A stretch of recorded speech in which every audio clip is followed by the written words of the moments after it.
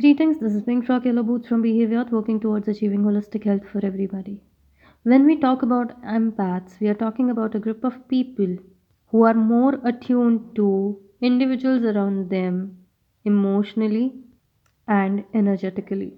So, what we are saying is there are individuals, they are so attuned to the changes that happen behaviorally or subtly in body language, voice, that they are able to pick up on the emotional wavelength of other individuals, which puts them into trouble with overwhelming emotions or overload of different emotions, having a feeling of personally being involved in another human's emotional ride, exhaustions and burnouts, involvements due to understanding and their awareness, as well as guilt of not being able to help, which piece by piece puts them through a lot of trouble.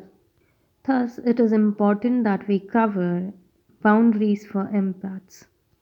It is seen that because they are capable of catching on to wavelengths of another's emotions, they also at times find it difficult to differentiate between what is theirs and what is another's. And thus they have difficulty saying no or maintaining a distance personally. So, the foremost thing that empaths need to understand when creating boundary is there is a difference between what is theirs and what isn't there, which would mean that you need to step back from situations and take your time before you make decisions or conclusions. Boundary that is important for empaths to create for creating more awareness around their surrounding and what they are feeling internally.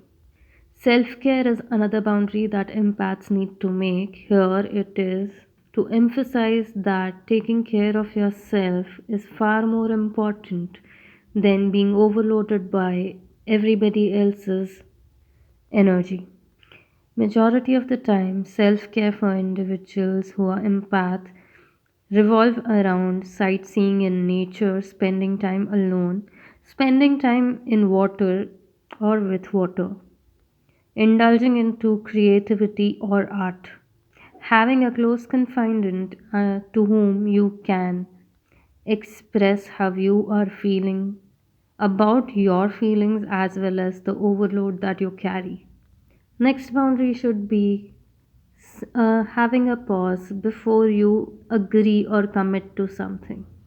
Also, before you take up any act for another individual, as well as before involving yourself into things. This would give you time to analyze the situation, see your threshold, and then make a choice of how much you can take so you can bring clarity to another individual on where you stand, as well as have a clear idea of where you are and what you would need for yourself to be at ease and peace. It also happens with empath that they are so fixated on another individual that they forget about themselves. So, setting a boundary on prioritizing your own need, and for that, realizing what your needs are is also something that you would have to pay attention to and set boundary around. As an empath, you are also sensitive to sensory information. Hence, having a boundary around what sensory overload you are going to take and where you would say no on indulging into something that may lead to a lot of sensory input is an important part. More importantly, shifting your perspective from having to be there for everybody to understanding that every individual is capable of having their requirement, requirements met. Also, paying attention to the reaction you get when you get involved with others will help you understand if people are really looking forward to receive the kind of input you are providing them.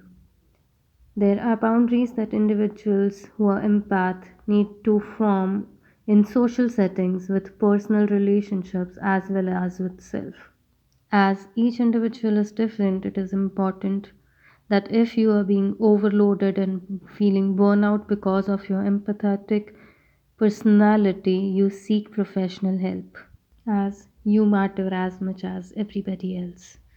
Hope you have a safe holidays ahead. Take care of yourself.